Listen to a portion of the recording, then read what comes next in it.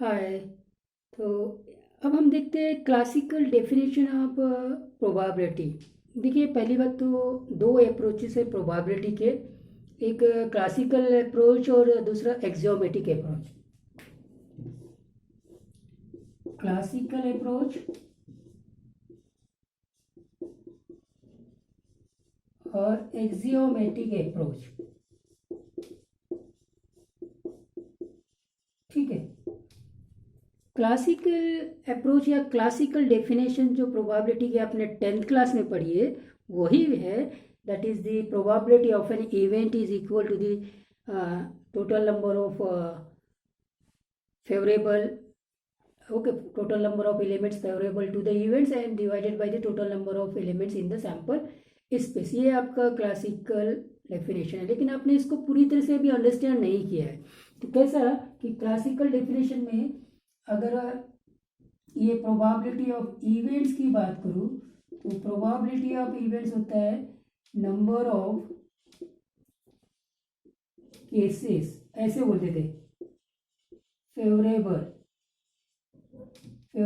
to event divided by total number of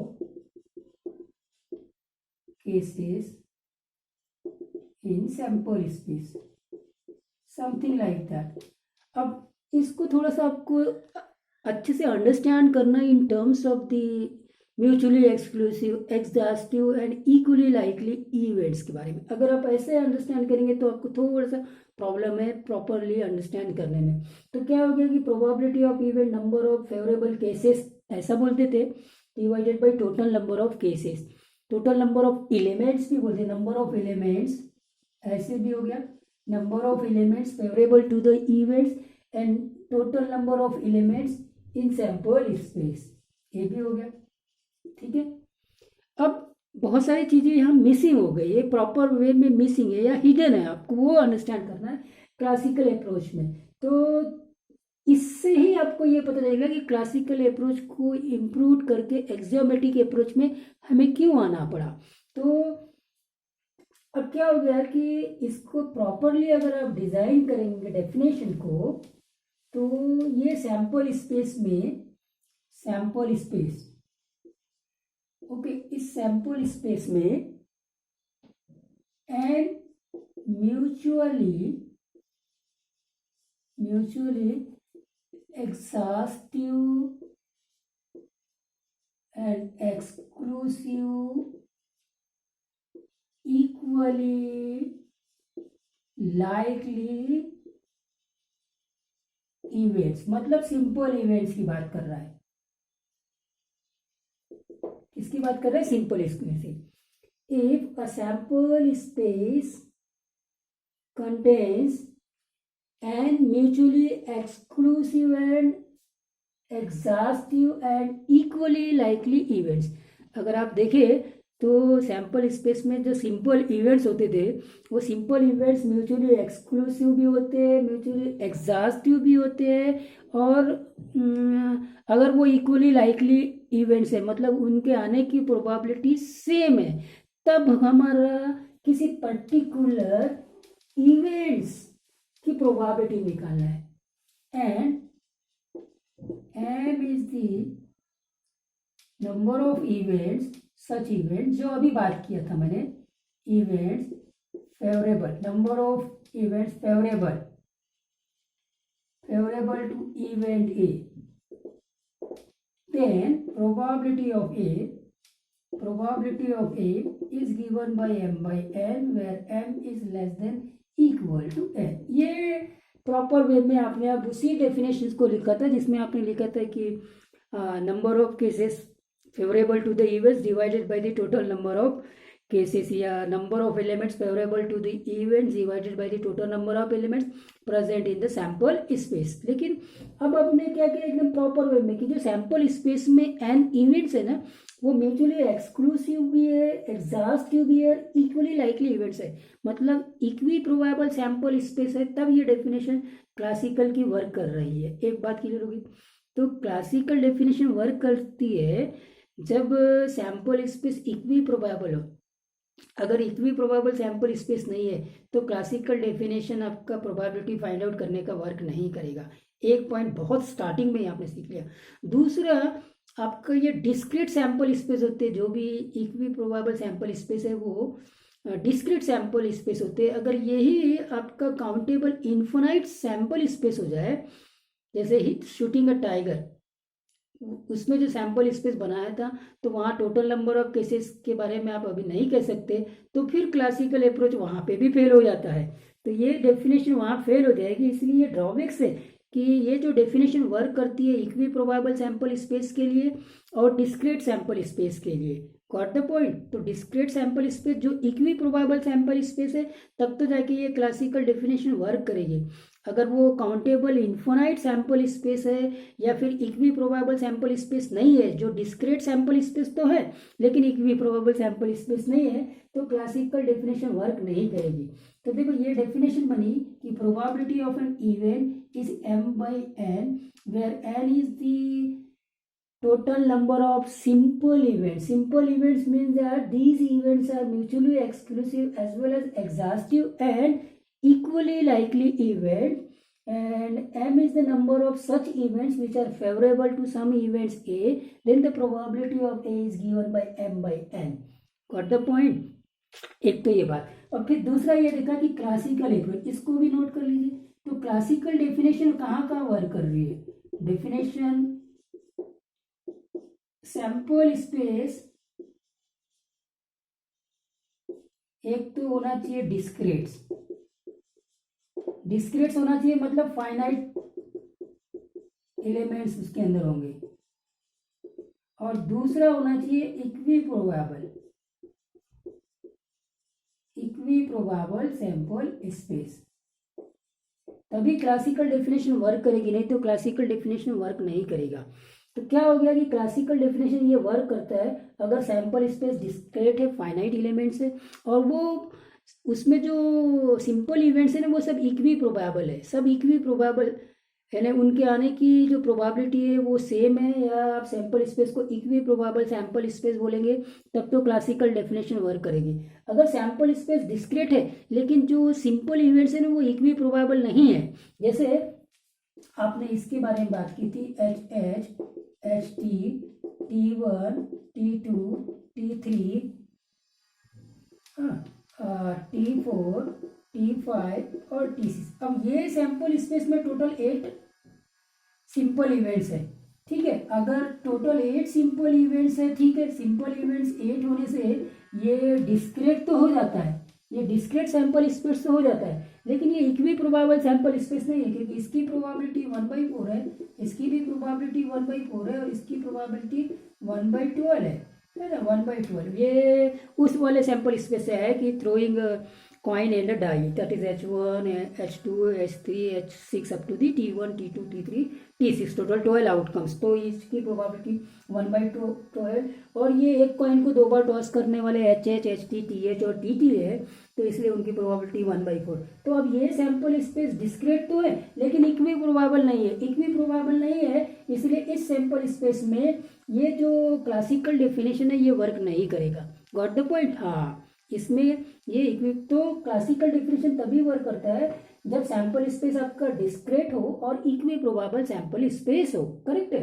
अच्छा साहब, तो इसी कारण से ये ड्रॉबैक्स के कारण से हमको एक्सियोमेटिक अप्रोच में आना पड़ा। तो इस प्रकार से आप जब डिफाइन करें तो आप डिफाइन करने के टाइम पे ये देखा आपने ये म्यूचुअली एक्सक्लूसिव और एग्जॉस्टिव भी लिखा और इक्वली लाइकली इवेंट्स बोला। इक्वली लाइकली इवेंट्स मतलब ये sample space equi probable sample space की बात कर रहा है।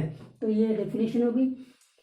ओके, अब इस डेफिनेशन के बेस पे कुछ इंपॉर्टेंट रिजल्ट्स हम देख लेते हैं जो आप लोग ऑलरेडी जानते हैं। तो इसीलिए अगर मैं फर्स्ट रिजल्ट की बात करूं तो प्रोबेबिलिटी ऑफ फाई 0 हो जाएगा।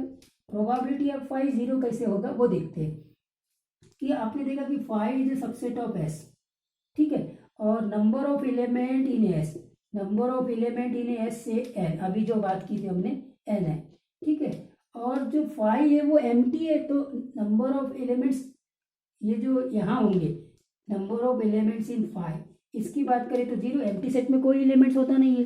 तो अब जो डेफिनेशन होती थी तो प्रोबेबिलिटी ऑफ फाई वो हो जाएगा यहाँ तो आ जाएंगे टोटल नंबर ऑफ एलिमेंट्स, वो n हो गया, और यहाँ फेवरेबल में ये 0 और ये ओवरऑल 0, तो प्रोबेबिलिटी ऑफ फाई 0 हो गया क्लासिकल डेफिनेशन से।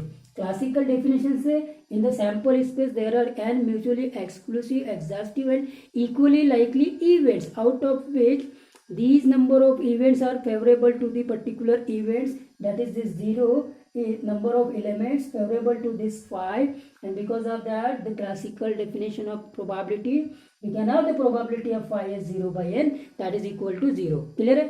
Okay, number 1. Now come to the number 2. So the number 2 is probability of s equal to 1. Now how? Probability of s equal to 1. See, n of s is n. So therefore, probability of s equal to n by n, that equals to 1. According to the definition of probability, classical approach, correct है कि नहीं? So this will be 1. Fine. And तीसरा important पे आ जाते हैं, और important points ही आता है. Let E is a subset of S. S is a sample space. Okay, there is no doubt. Sample space E is any event. Okay. Any event, if it is an event with related to the sample space, that means that E is a subset of S, and of course phi is always a subset of every set, so we can write this phi is a subset of E and subset of S, and from here you can find out the probability of phi is less than equal to probability of E is less than equal to probability of S. Now look at here, यहाँ मैंने subsets के बारे में बात की, sets के बारे में बात की है. Phi is a subset of E is a subset of S, E is a event, अब प्रोबेबिलिटी में आता हूँ. S is a sample space, E is an event with respect to this sample space S. Phi is also impossible events with respect to this sample space S. So the probability of phi, now probability of phi में आ गया, set theory हटा दिया, numbers में आ गया. तो numbers में जब मैं आता हूँ तो ये सबसेट से ये लेस देन इक्वल टू में आ जाता हूँ, करेक्ट है. तो प्रोबेबिलिटी ऑफ फाई तो 0 होता है, प्रोबेबिलिटी ऑफ ई इवेंट जो हमको निकालना पड़ता है प्रोबेबिलिटी ऑफ एस. तो किसी भी इवेंट्स की प्रोबेबिलिटी 0 और 1 के बीच में होगी, इंक्लूडिंग 0 और 1. किसी भी इवेंट्स की प्रोबेबिलिटी 0 और 1 के बीच में होगी, including 0 and 1. That is important one, ठीक है. So therefore the probability is that branch of mathematics where we try to calculate the degree of uncertainty or certainty of any events.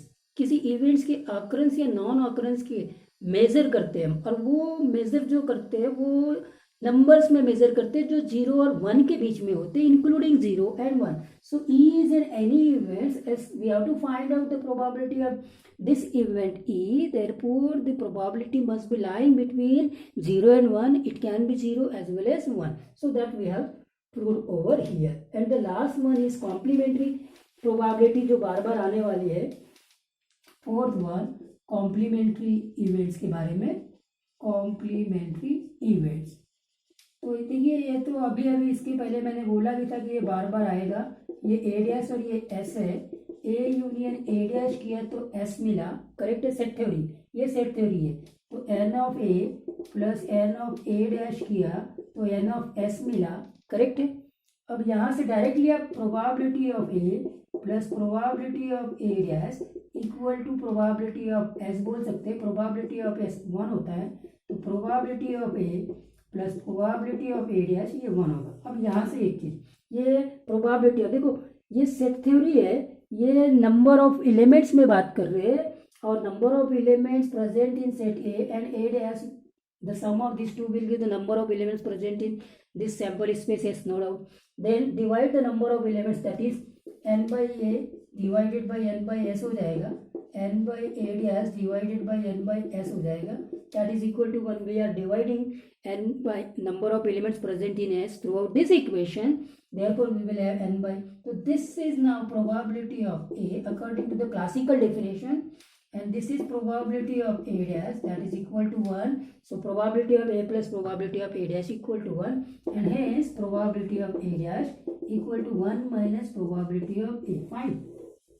So this is very important. ये जितना important है, अभी तो आप simple events में बात कर रहे हैं, कॉम्प्लीमेंट्री प्रोबेबिलिटी आप बात कर रहे हैं ए और ए डैश में, और ए और ए डैश अभी अगर मान लिया जाए मुझे इनके और भी 2-3 इवेंट्स मिलाकर एक इवेंट्स बनाना है, कंपाउंड इवेंट्स बनाने हैं, और फिर उसमें कॉम्प्लीमेंट्री रूल लगा के प्रॉब्लम्स को इजीली सॉल्व करना है। तो ये कॉम्प्लीमेंट्री इवेंट्स की प्रोबेबिलिटी बहुत इंपॉर्टेंट है, आगे बताऊंगा कैसे।